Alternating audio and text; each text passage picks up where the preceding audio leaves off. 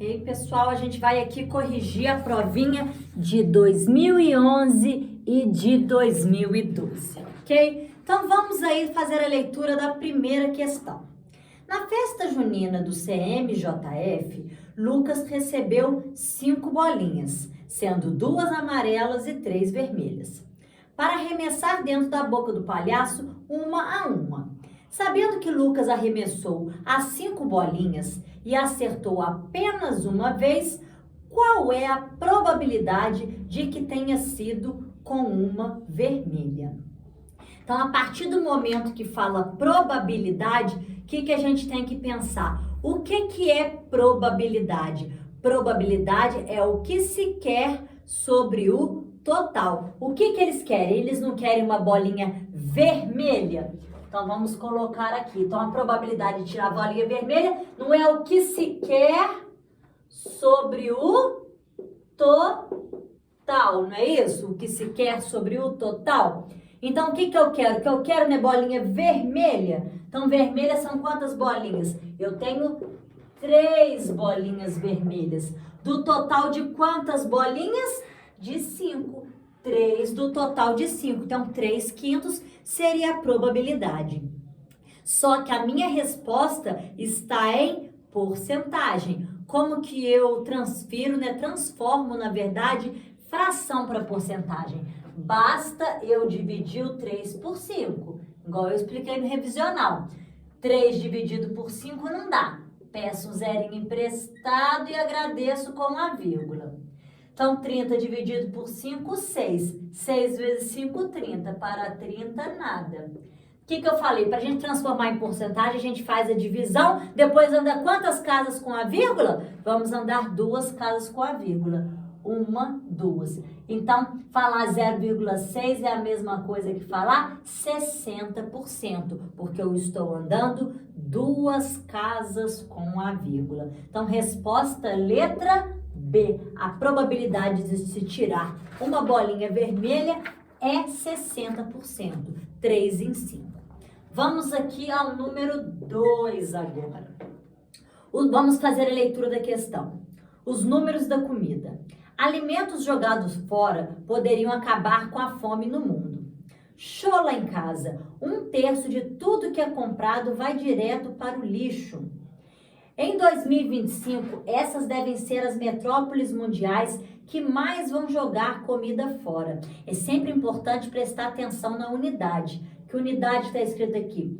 Toneladas desperdiçadas por dia. Aí faz a comparação de vários países. Primeiro aqui, cidades. Mumbai, na Índia, 3,089 toneladas por dia.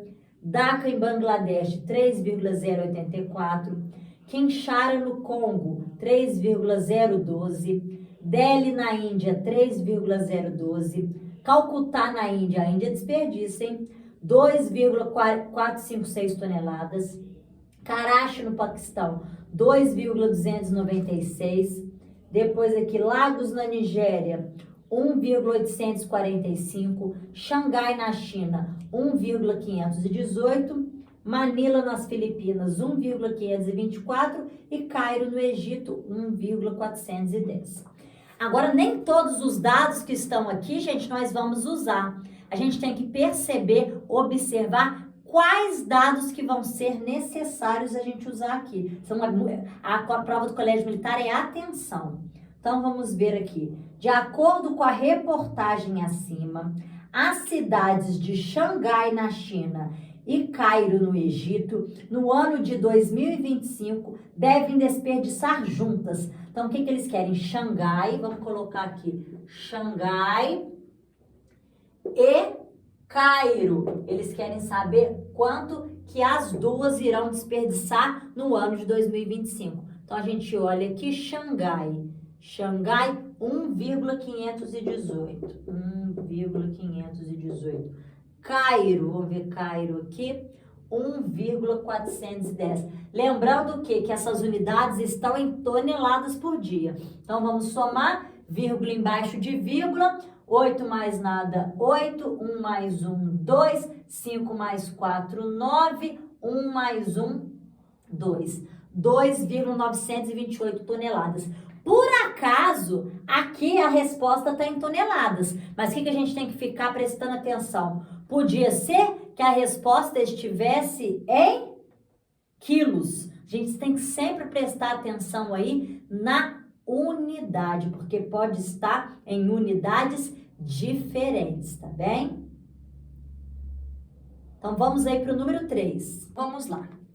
No comércio, apreensões de produtos falsos pela Receita Federal. Esses valores estão em reais. Igual eu falei com vocês, é sempre importante prestar atenção aí nas unidades. Então, aqui está em reais. Então, em 2004, foram apreendidos 452,3 milhões, que significa 452 milhões e 300 mil. Em 2005, 600,7 milhões, que significa 600 milhões e 700 mil. Em 2006, 871,7 milhões, que significa o quê? 871 milhões e 700 mil. Em 2007, 1,051 bilhão. O que significa isso? 1 bilhão e 51 milhões. Em 2008, 1,043 bilhões. Então, é 1 bilhão e 43 milhões. Em 2009, 1,414 bilhão, que significa 1 bilhão e 414 milhões. Então, nem todos os dados que estão aqui o exercício vai pedir. A gente tem que prestar atenção no que é que vai ser pedido.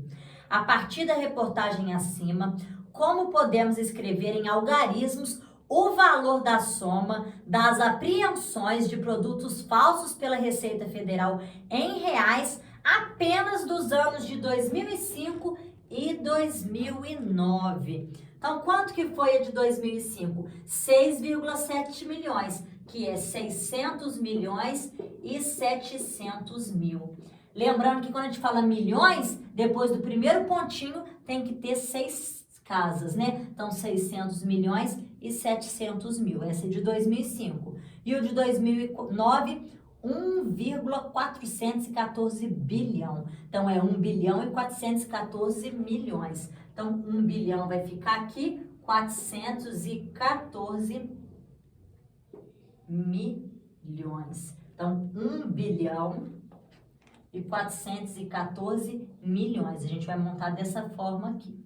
Lembrando que o bilhão, depois da casa do bilhão, tem que ter 9 casas. Ó, 3, 6, 9. E depois da casa do milhão, depois do pontinho do milhão, 6 casas. Então, tá montado certinho. Vamos lá. 0 mais 0, 0. 0 mais 0, 0. 0 mais 0, 0. 0 mais 0, 0. 0 mais 0, 0. 7 mais 0, 7. 0 mais 4, 0. 4. 0 mais 1, 1. 6 mais 4, 10. Vai 1. 1 mais 1, 2. Como que a gente faz a leitura desse número? A gente sempre começa de trás para frente. Então, ó, 1, 2, 3, pontinho. 1, 2, 3, pontinho. 1, 2, 3, pontinho. Então, vai dar 2 bilhões e 14 milhões e 700 mil. Letra correta aí de se marcar é a letra C, tá bem? Então, vamos agora ao número 4. Em 2009, foram produzidas 497 mil notas falsas no Brasil. Sendo que é o dado que eu tenho embaixo aí, 56% das notas falsificadas no Brasil são de R$50. Então, eu tenho 497 mil notas no total e a maioria de R$50. Agora, olha a pegadinha da pergunta. De acordo com a reportagem acima, qual foi o valor total das notas? Eles não querem saber a quantidade de notas, eles querem saber o valor das notas de R$50 falsificadas em 2009. Então, vamos pegar os dados aqui. O total aqui são 497 mil notas falsificadas. Sendo que desse número aqui, 56% são de R$50. Então, vamos descobrir quantas notas de 50 que nós temos? Então, vamos fazer 56% de... Lembra que tá matemática, toda vez que fala de, a gente multiplica? Então, 56% de 497 mil. Então, 56% aqui vezes 400 vai dar aqui, esse número aqui, ó. Aí de trás para frente, ó, 1, 2, 3, pontinho, 1, 2, 3, pontinho. Deu 27.832.000. Só que multiplicação de fração não é lado a lado? 56 vezes 497.000 deu esse valor. 100 vezes 1, todo número é uma fração, que não aparece é porque tem 1 embaixo, né? Então, 100 vezes 1, 100. Então, como eu tenho 0 em cima, 0 embaixo, eu posso cortar 2 zeros aqui e 2 zeros aqui. Então, quantas notas que deram no total? 278.320 notas no total. Eles querem saber o número de notas? Aí o esbaforido vai lá e marca a letra D. Calma, jovem. Isso aqui é um número de notas. Notas. O que eles querem saber? O valor. Pensem comigo. Se eu tenho 278.325 notas de R$50, para eu saber o valor, o que eu faço, gente? Eu vou pegar 278.320 e multiplicar por 50. Aí eu vou achar esse valor igual a 13.916.000. Então aqui era a atenção, que era o valor. Eles não queriam saber a quantidade de notas, eles queriam saber o valor. Então, letra correta de se marcar, letra A. Tá bem? Então, vamos agora para o número 5. Observando a variação de temperatura no gráfico abaixo, calcule a média das diferenças, gente. Média das diferenças. Eles não querem simplesmente a média, eles querem a média das diferenças entre as temperaturas máximas e mínimas no período de segunda a sexta-feira. Então, como eles querem a média da diferença, a primeira coisa que a gente vai fazer é descobrir a diferença entre a temperatura máxima e mínima de cada dia da semana. Então, vamos ver aqui segunda-feira. A máxima foi de 16 e a mínima foi de 8. 16 menos 8, a diferença foi de 8. Agora, vamos ver na terça-feira. Na terça-feira, a máxima foi de 24 e a mínima foi de 12. 24 menos 12, 12. Vamos agora ver na quarta-feira como que ficou. Na quarta-feira, o máximo aqui foi de 20 e o mínimo foi de 12. Então, 20 menos 12, 8. Depois, na quinta-feira, vamos colocar aqui quinta-feira. Na quinta-feira, o máximo foi de 20 e o mínimo foi de 8. 20 menos 8, 12. E na sexta-feira, vamos ver aqui na sexta-feira, o máximo foi de 20 e o mínimo foi de 16. 20 menos 16, 4. Essas são as diferenças. Agora a gente tem que calcular o quê? A média das diferenças. O que é média? É eu somar todos os números e dividir pela quantidade de elementos. Então, eu vou somar as diferenças aqui. 8 mais 12 mais 8 mais 12 mais 4. Então, a gente vai fazer isso aqui. 8 mais 12 mais 8 mais 12 mais 4. E vou dividir por quanto? São quantos elementos? 1, 2, 3, 4, 5. Então, vai ficar aqui, ó. 8 mais 12, 20, 28... 38, 44. Então, 44 dividido por 5. Fazendo essa conta, vocês vão achar aqui igual a 8,8. A média da diferença. Lembrando que média, a gente soma tudo e divide pela quantidade de elementos. Agora, vamos aqui ao número 6. Acho que cabe aqui na beiradinha. Número 6. Vamos fazer a leitura da questão. O prato do brasileiro por faixa etária de idade. Consumo alimentar médio, olha, vamos prestar atenção nas unidades. Consumo alimentar médio por pessoa em gramas por dia.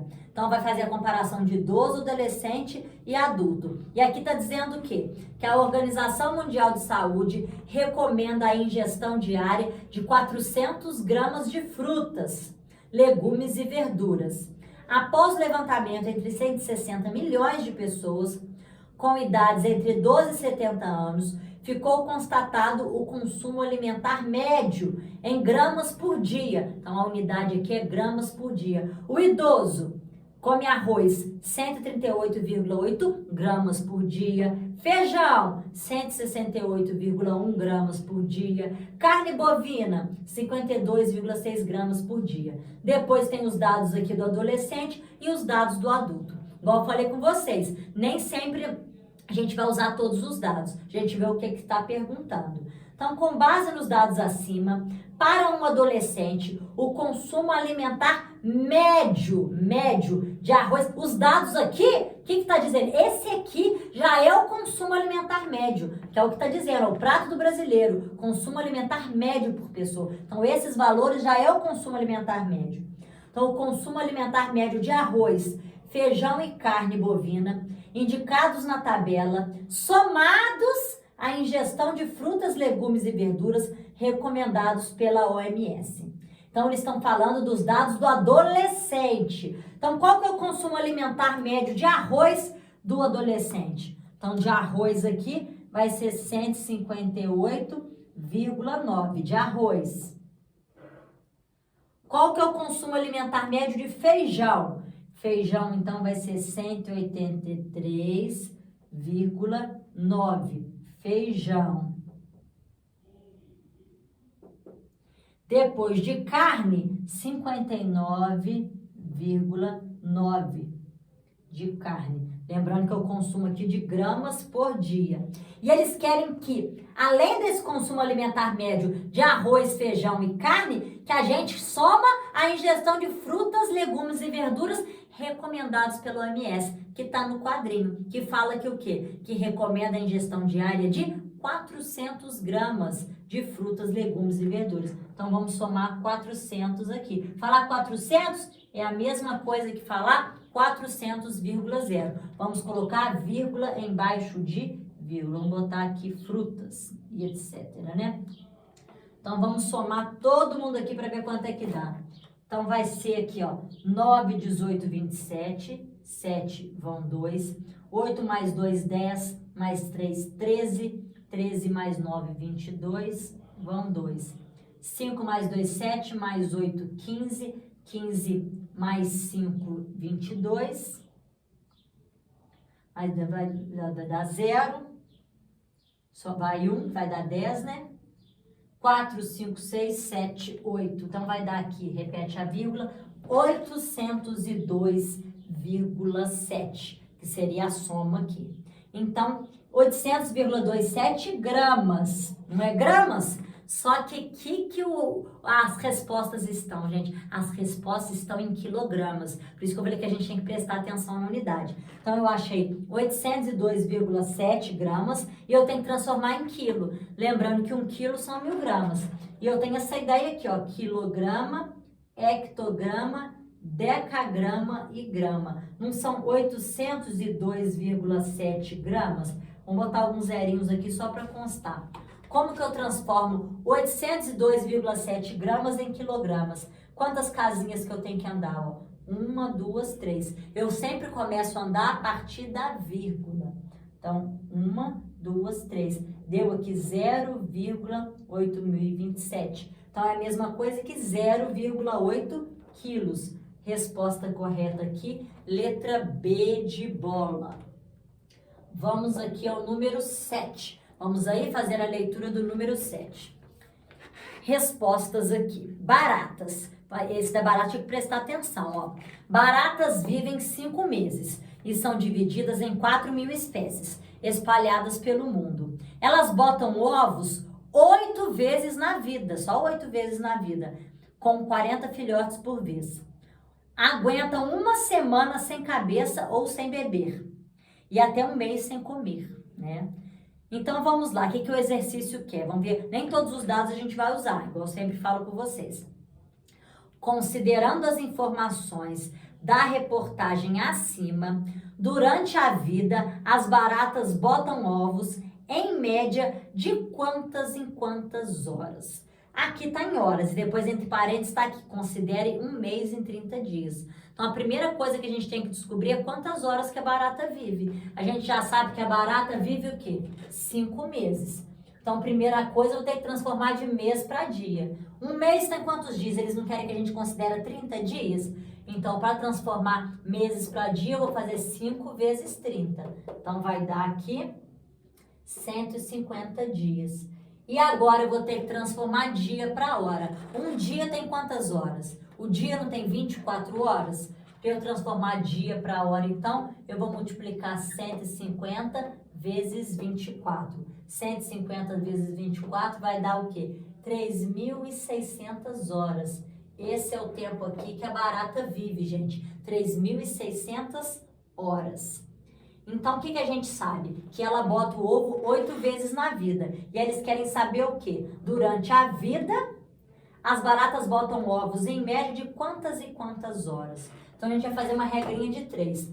Bota ovos quantas vezes na vida e o total de horas. Então, ela bota ovo 8 vezes na vida. Na vida dela, de 3.600 horas, ela bota ovo 8 vezes. Ele não quer saber de quantas em quantas horas? Então, fala de quantas em quantas, é de hora em hora, de quantas horas em quantas horas. Então, uma vez que ela bota ovo, vai ser x. Agora, multiplica em cruz, 8 vezes x, 8x. 1 vezes 3.600, 3.600. Tudo que está multiplicando passa dividindo.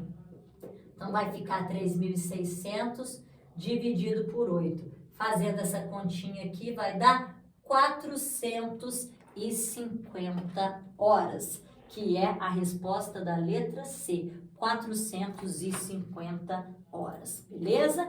Então, vamos aí para o número 8, acho que cabe aqui, vamos aproveitar o quadro. Então, vamos aí para o número 8. Uma cidade no interior de São Paulo é a maior fabricante brasileira de calçados. E a produção anual dessa fábrica de São Paulo é de 26 milhões. Então, 26 milhões é a fábrica no interior de São Paulo. Fábrica de São Paulo. Vamos botar SP aqui. E essa produção anual, que é de 26 milhões de pares de sapato, corresponde a 1/5 da produção nacional. Esse valor de 26 mil equivale a 1/5 da produção nacional. Depois aqui, quem compra os sapatos brasileiros em porcentagem da população nacional? Aí tá lá França 4%, Itália 7%, Argentina 11%, Reino Unido 13%, Estados Unidos 25%, Brasil e outros países 40%. Vamos ver o que está perguntando.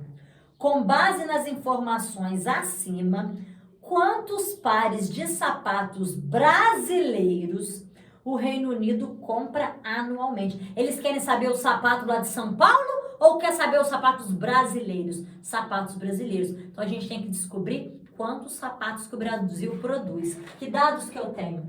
26 milhões é o que a fábrica de São Paulo produz. Só que o exercício me dá a informação que essa fábrica representa 1/5.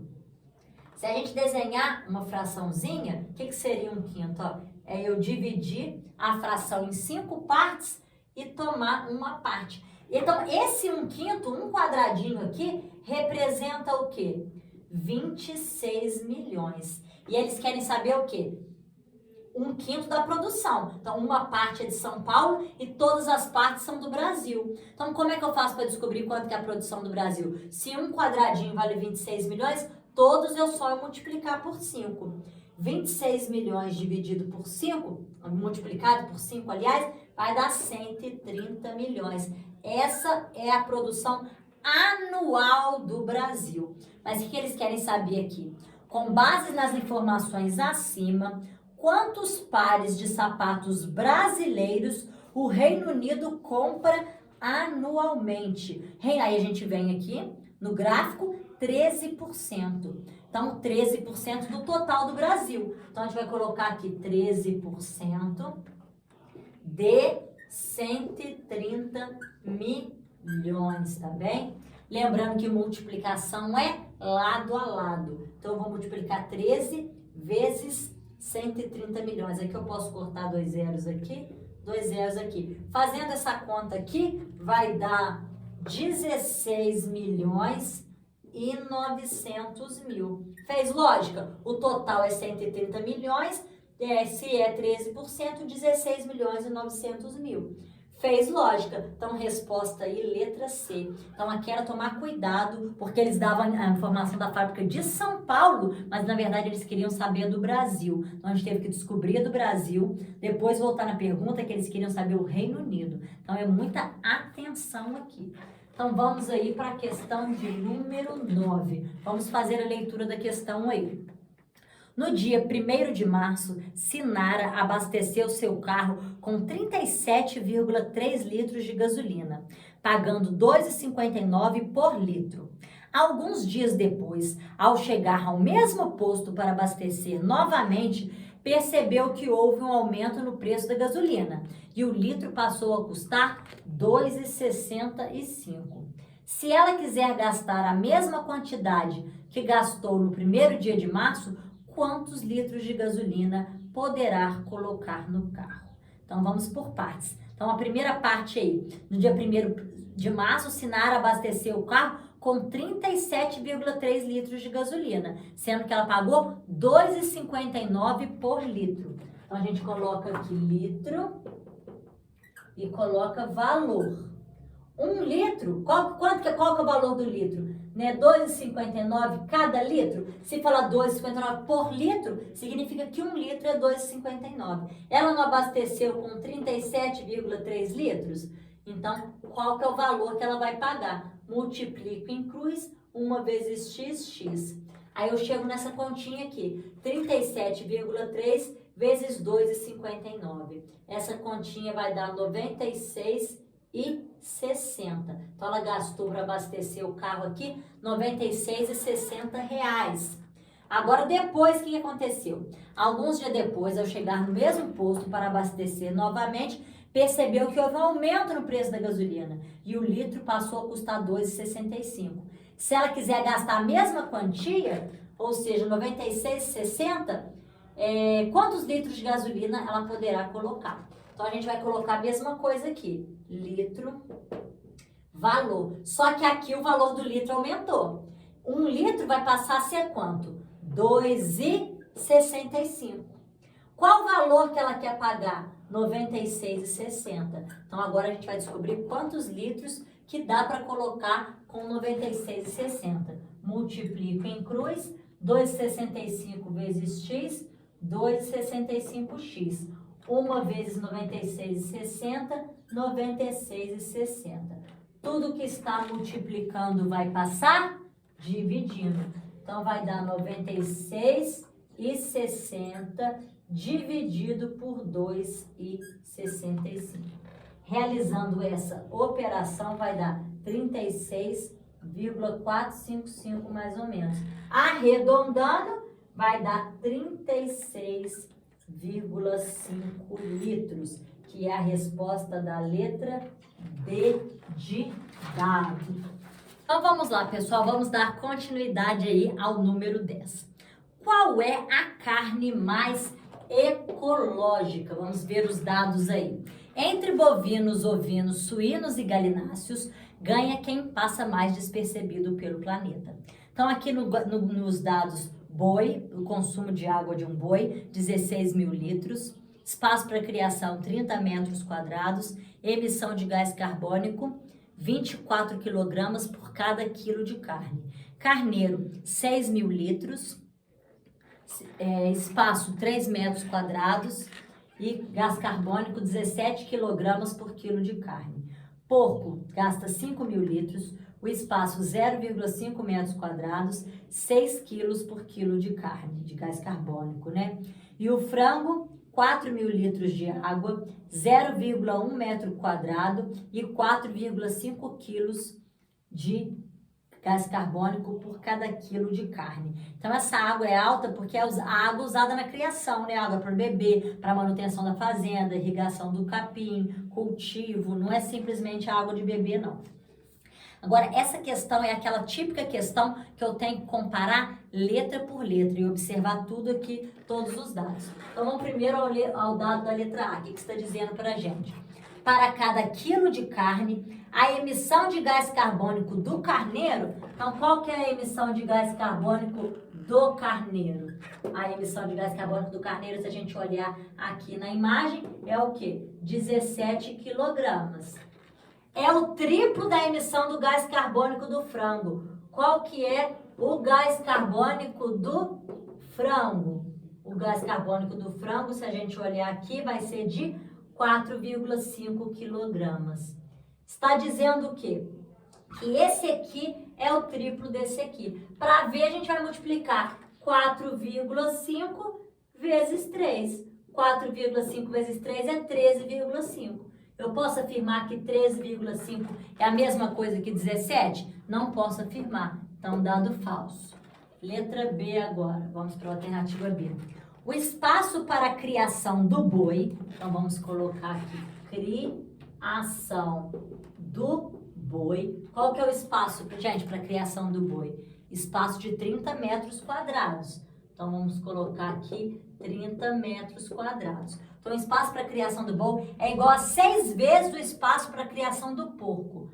Vamos colocar aqui, criação do porco. Então, criação do porco vai gastar quanto? Vamos olhar aqui, criação do porco, 0,5 metros quadrados. Tá dizendo o quê? O que a alternativa está falando? Que 30 é 6 vezes 0,5. Se a gente fizer a conta, quanto que dá 6 vezes 0,5? 6,05 é 3 e não 30. Então, alternativa falsa, ok? Vamos ver o que a alternativa C está falando.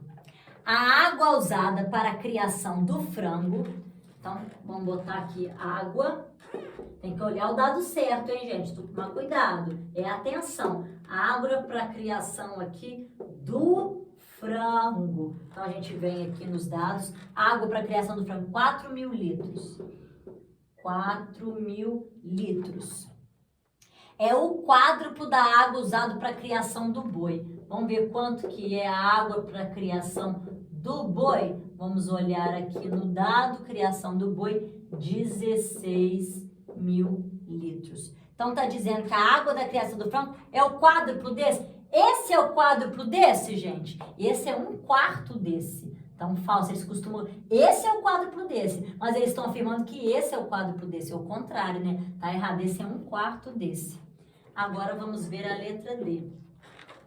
Para cada quilo de carne, o porco emite 1/4 do gás carbônico emitido pelo boi. Então, quanto que o porco emite de gás carbônico? O porco emite 6 quilogramas. Então, o porco emite o quê? 6 quilogramas de gás carbônico. Então, para cada quilo de carne, que é a unidade, ó, que é a unidade que é quilograma por quilo de gás carbônico por quilograma de carne, né? Então, o porco é 6 quilos de gás carbônico por cada quilo de carne. E está dizendo que para cada quilo de carne, o porco emite 1/4 do gás carbônico emitido pelo boi. Quanto que o boi emite? Vamos olhar aqui, 24. Então, o boi aqui emite de gás carbônico 24. O que está afirmando? Que para cada quilograma de carne, o porco emite 1/4 do boi. 6 é 1/4 de 24? É, 24 dividido por 4 não é 6? Falar 1/4 é a mesma coisa que dividir por 4. A alternativa verdadeira, então a letra D aqui é a letra correta aí para se marcar. Vamos agora à questão de número 11. Veja quanta gordura saturada está escondida nesses alimentos. Então aqui a gente tem vários alimentos mostrando gordura saturada aqui, tem que prestar atenção nas unidades. Mussarela, 50 gramas de mussarela tem 21 gramas de gordura saturada. Óleo de soja, em 100 ml de óleo de soja, 17,5 gramas. Manteiga, em meia colher de sopa de manteiga, 11,6 gramas. Bacon, 9,3 gramas.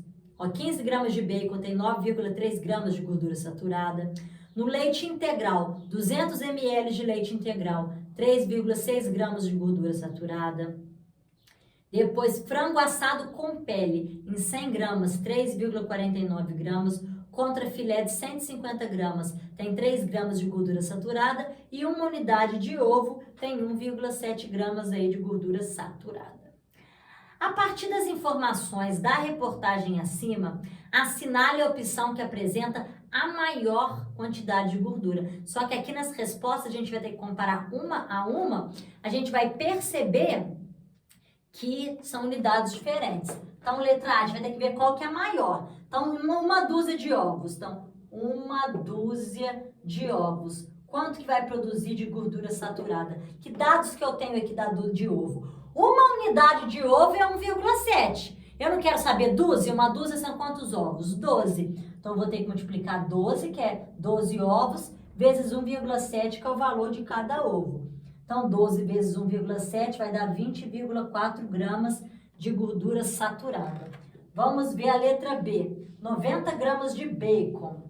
90 gramas de bacon. O que eu tenho de bacon aqui? Eu tenho que a cada 15 gramas de bacon tem 9,3 gramas. Então, eu vou fazer uma regrinha de 3 aqui. Então, a gente coloca aqui bacon e gordura. Então, que dado que eu tenho aqui no gráfico? Que a cada 15 gramas de bacon, eu tenho 9,3 de gordura. O exercício não quer saber quanto de gordura que tem 90 gramas de bacon? Então, bacon embaixo de bacon, 90 gramas de bacon equivale a X. Multiplico em cruz, 15 vezes X, 15X. 90 vezes 9,3, 837. Tudo que está multiplicando passa dividindo. 837 dividido por 15. Então, aqui vai dar 55,8 gramas. Então, o bacon tem 55,8. É a dúzia de ovos, 20,4. Agora, vamos ver a letra C, que é o quê? Quantos de gordura que tem 300 ml de leite? O que eu tenho aqui nos meus dados aqui em cima sobre leite? Eu sei que 200 ml de leite equivale a 3,6. Então, vou ter que fazer outra regrinha de 3. Então, vou colocar aqui o leite e a gordura. Então, que dado que eu tenho aqui no infográfico? Que 200 ml de leite equivale a 3,6 gramas de gordura. Só que aqui nas respostas está dizendo o quê? 300 ml de leite. Então, 300 ml de leite equivale a X. Vamos multiplicar em cruz.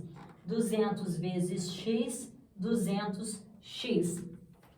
300 vezes 3,6 vai dar aqui 300 vezes 3,6. Então, vai ficar 200 vezes X igual a 300 vezes 3,6, que vai dar 1.080.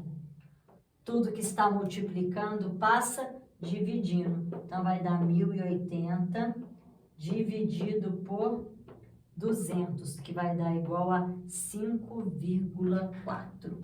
Então, 5,4. Até agora, o maior é o bacon. Vamos ver a letra D aqui. 2 colheres de sopa de manteiga. Vamos ver o que o enunciado está dizendo sobre a manteiga? Está falando que meia colher de manteiga. Falar meia é a mesma coisa que 0,5, né, gente? Então, vamos botar aqui manteiga, pus uma perninha mais. Manteiga e gordura.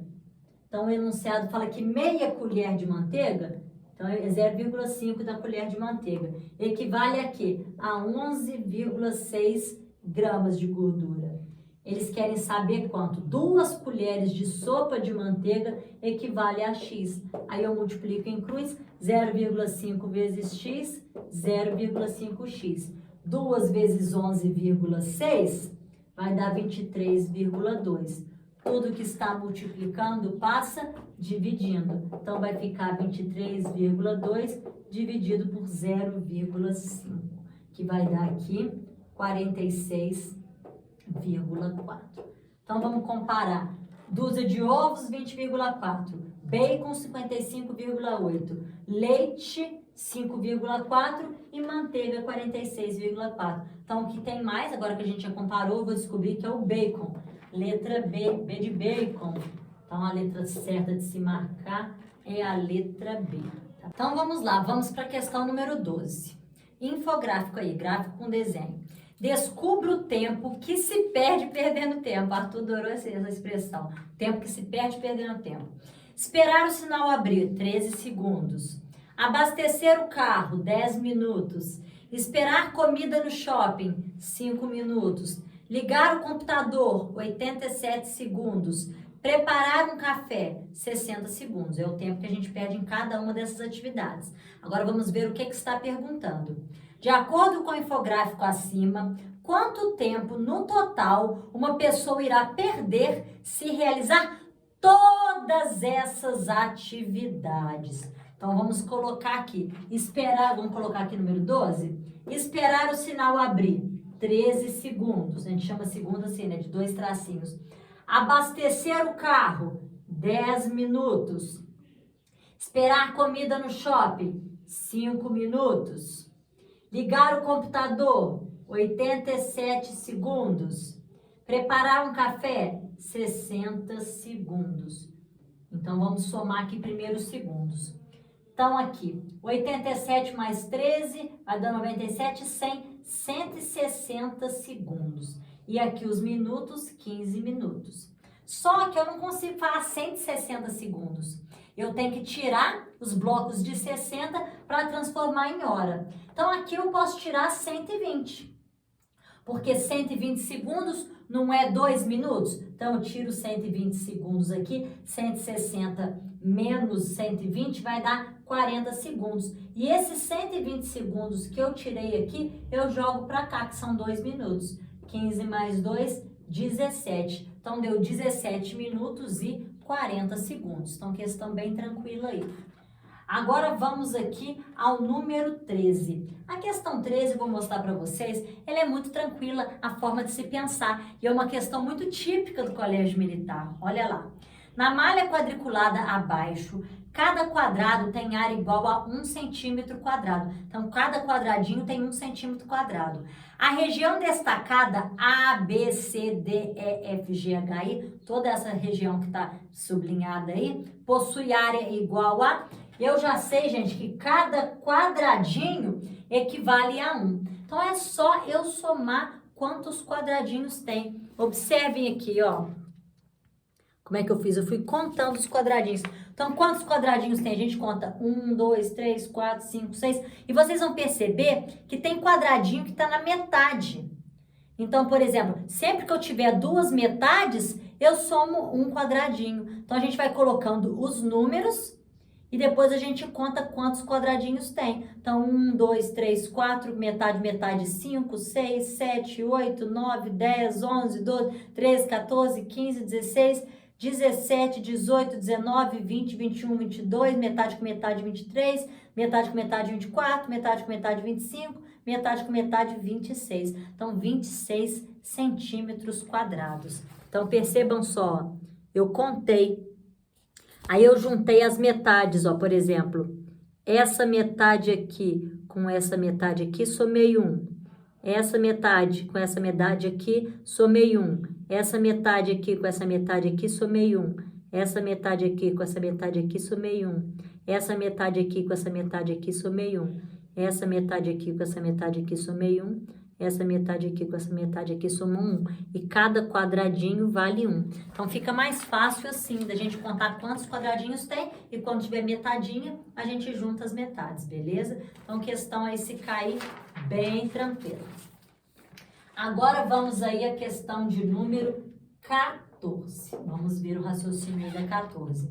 Números amigos são pares de números que apresentam a seguinte condição. Um deles é a soma dos divisores próprios do outro. Divisores próprios são os divisores do número, com exceção dele próprio. Então, vamos ver os exemplos aqui, ó. Os divisores próprios de 1184 são 1, 2, 4, 8, 16, 32, 74, 148, 296 e 592. Então, na verdade, a gente tira o próprio número. E a soma de todos esses números é 1210. Quer dizer, o número que seria amigo do 1184 é 1210, que é a soma dos números próprios, né? E agora, se a gente pegar o 1210, a gente primeiro abre todos os divisores de 1210. 1, 2, 5, 10, 11, 22, 55, 110, 121, 242, 605. E a gente sempre tira o próprio número, né? Igual o enunciado está falando daqui. E a soma é 1184. Um deu a soma do outro, por isso que os números são amigos. O que eles querem dizer? O número 220 é amigo de um dos números relacionados nas opções abaixo. Então, vamos ver aqui o número 220. Para eu saber se ele é amigo, a primeira coisa que eu tenho que fazer é abrir os divisores. 220 dá para dividir por 1, porque todo número é divisível por 1. Dá para dividir por 2, porque ele é par. Dá para dividir por 4, porque os dois últimos números são divisíveis por 4. Dá para dividir por 5, porque termina em 0. Dá para dividir por 10, porque termina em 0. Dá para dividir por 11, né? Porque 22 é divisível por 11. Dá para dividir por 22, né? Porque 22 vezes 10 é 220. Dá para dividir por 44, porque 44 vezes 5 é 220. Dá para dividir por 55. 55 vezes 4 é 220. Dá para dividir por 110. 110 vezes 2 é 220. Aí aqui, eles não querem que ponha o próprio número, mas o 220 seria um divisor dele mesmo. Mas como é uma questão de número próprio, a gente não vai colocar o 220. Para a gente observar, gente, se a gente não esqueceu nenhum número, o que a gente faz? Ó, o 1 vezes 220, que eu não coloquei aqui porque eles não querem. 2 vezes 110, 4 vezes 55, 5 vezes 44, 10 vezes 22, que dá 220, e 11 vezes, se tiver 11 vezes, qual número que é 220? Está faltando 11 aqui. Vai ser o 11 vezes 20. Ah, ficou faltando 20. A gente percebe, tá vendo? Quando tá faltando um número. Então, eu tinha esquecido 20. Aí, agora, só de eu fazer assim, eu percebi que eu tinha esquecido 20. Porque 44 vezes 20. Agora, vamos somar esses números amigos. Esses números próprios aqui. 1 mais 2 mais 4 mais 5 mais 10 mais 11 mais 20, né? Mais 22 mais 44 mais 55 mais 110. Somando essa galerinha toda aí vai dar 284. Quer dizer, o número que é amigo de 220 é o 284. Que a gente somou todos os divisores próprios. Que a gente tem que excluir ele mesmo. Então, letra correta de se marcar, letra D de dado. Vamos agora à questão 15, gente. Jorge foi passear em um parque de diversões e observou que a cada 4 minutos entravam 23 pessoas no carrinho da montanha-russa. Em seguida, o carrinho começava a circular. Se o carrinho começou a circular no momento em que Jorge entrou na fila e ainda havia 76 pessoas na frente dele, após quanto tempo o grupo de pessoas que irá fazer o passeio na montanha-russa junto com ele entrar no carrinho? Então, assim que Jorge entrou, a montanha-russa estava rodando. E a gente sabe que a montanha-russa aqui dura 4 minutos. Então, o Jorge chegou. Só dali ele vai ter que esperar 4 minutos, que é para a montanha-russa que está com as pessoas. Para chegar na vez dele, o que está escrito aqui na via? 76 pessoas na frente dele. Então, primeiro ele vai ter que esperar esses 4 minutos, que são 23 pessoas que já estão na montanha-russa e já estão na montanha-russa. Só que na frente dele tem 76. Só que cada carrinho tem 23, né? Então, aí primeiro vai um carrinho 23, depois outro 23, depois outro 23. Então, o 76, vamos ver onde está o 76, a posição dele que seria a 77ª. Porque se na frente dele tem 76, quer dizer que ele está na posição 77. Então, depois que a montanha-russa passar esses 4 minutos, vão sair essas 23 pessoas que já estão na montanha-russa. Depois de 4 minutos, vão entrar mais 23. Depois de 4 minutos, vão entrar mais 23. Então, só aqui já entraram 46 pessoas. Ele tá aqui, ó, 60. Ele tá nesse, ele é o 77º. Então, aqui não, ele ainda não entra aqui. Porque aqui, ó, 23, 46 aqui vai dar 69, ele está na 77. Ele só vai entrar na próxima leva aqui. Então, ele vai ter que esperar 3 vezes a montanha-russa andar.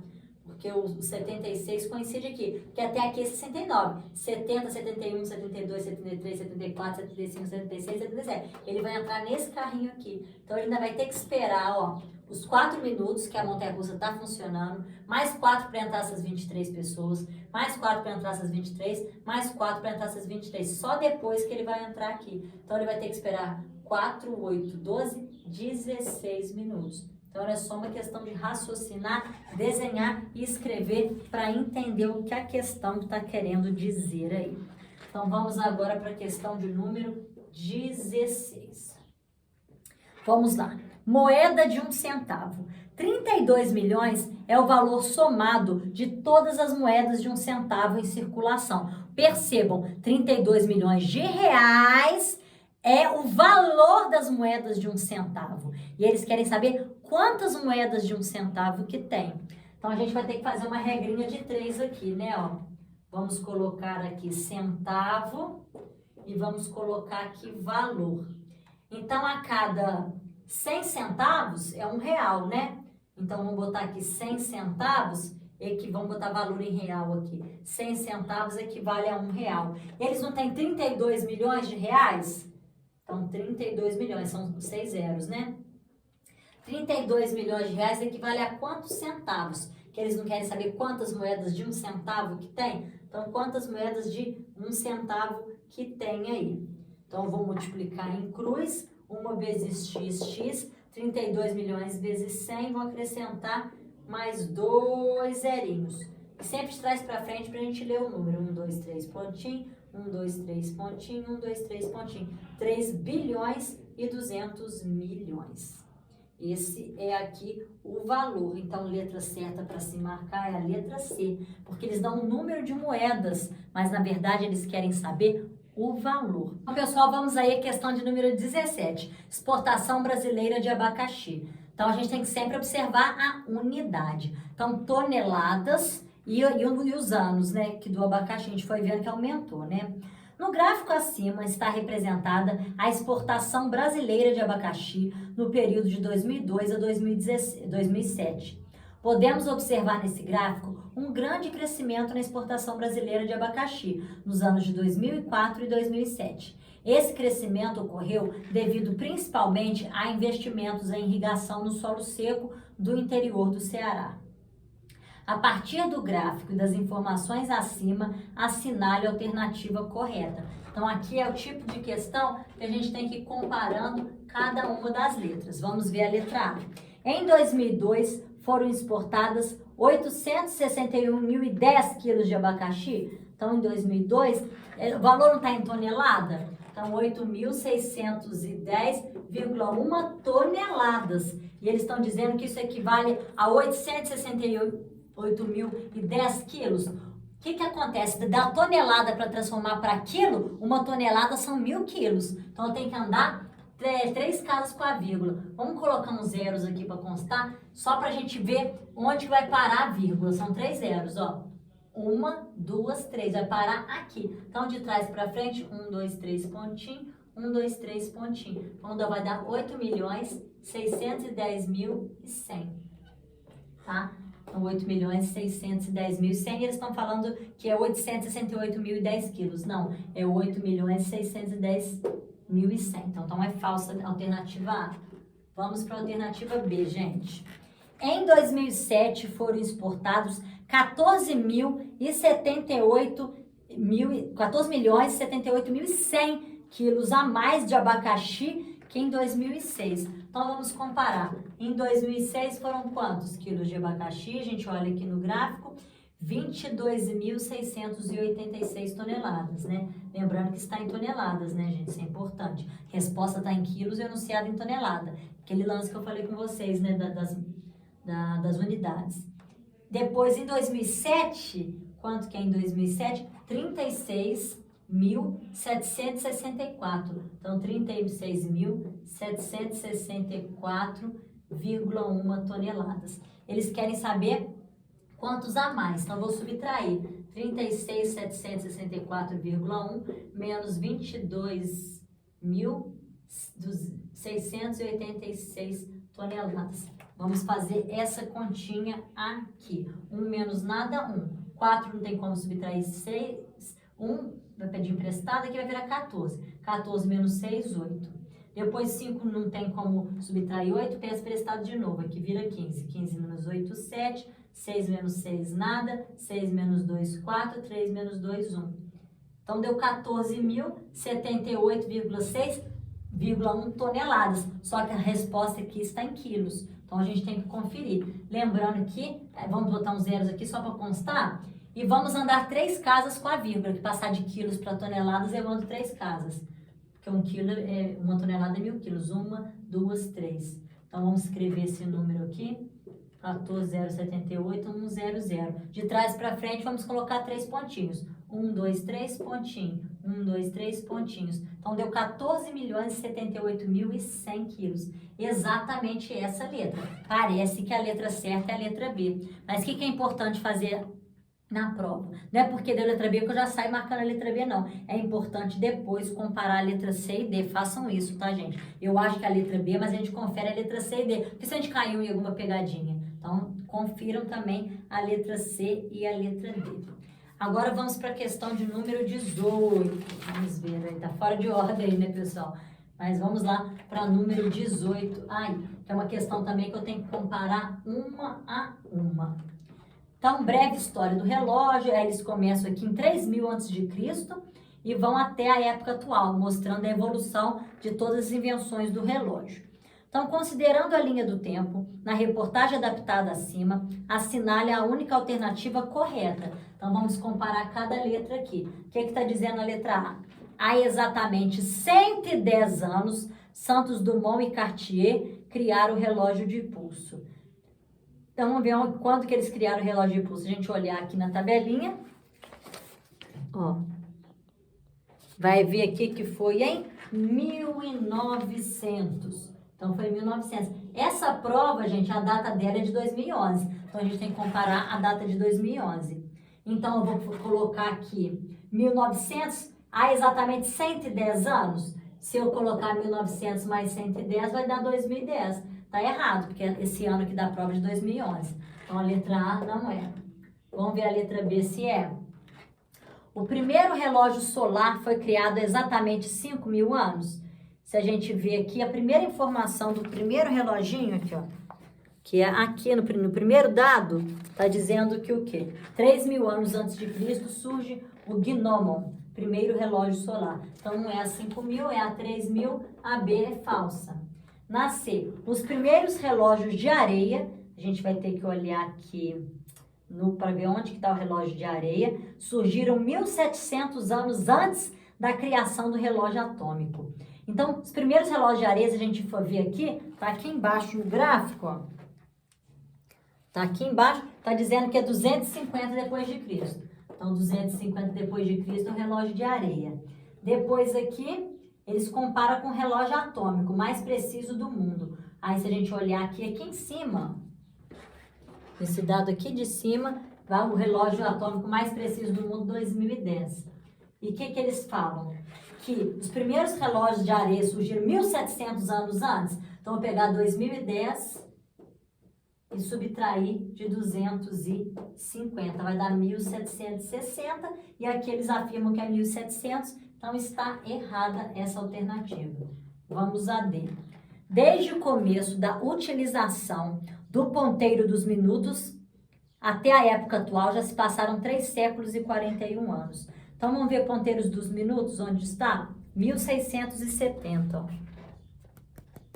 Dado aqui. 1670 foi onde os ponteiros dos minutos começaram a ser utilizados. Então, 1670 até a época atual, igual eu falei com vocês, essa prova é de 2011. Então, 2011 menos 1670 vai dar 341 anos, que é exatamente o que a letra D fala. 3 séculos, 300, mais 41 anos, 341. Então, letra certa de se marcar, letra D de dado. Vamos agora ao 19. Considerando a malha abaixo formada por retângulos, assinale a alternativa cujo quadrilátero é o de maior área. Então, eu vou ter que comparar todos os quadriláteros. Primeiramente, a figura, gente, olha o que eu fiz na figura. Eu percebi que se eu dividisse elas em vários triângulos, depois ficava mais fácil contar. Então, a primeira figura que eu vou comparar, que é da letra A, tá dizendo que é o AEFO. Deixa eu pegar um lápis de cor pra gente marcar aqui o AEFO. Vou colorir de rosa, ó. AEFO. Tô colorindo aqui só pra vocês, eu vou mostrar pra vocês na tela, ó. AEFO. Tá vendo? É que eu esqueci de colorir a beberada aqui. AEFO.